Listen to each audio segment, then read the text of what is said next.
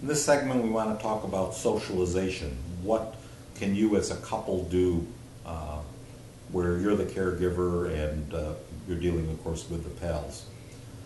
My advice would be do it as much as you possibly can. Don't stop socialization just because of ALS. Don't let ALS do that to you. Find out places that are handicap accessible. Not all places, even though they say they're handicap accessible, are.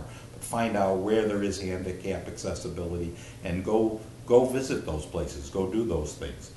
We found movie theaters that had wonderful handicap accessibility, places to put her walker, places that I could get my wife into and get her out of.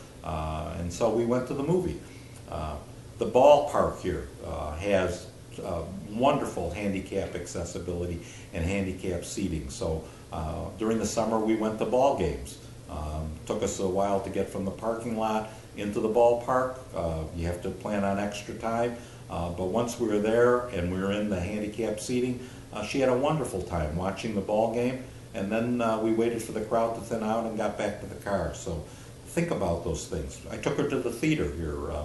A Broadway show came to town, and I bought seats at the back of the theater, the back row of the theater, on the aisle, so that we wouldn't be disturbing anybody. And if we had to leave, if there was an emergency or something happened from her choking standpoint that we couldn't get it under control, we wouldn't be disturbing the theater. We were right next to the door.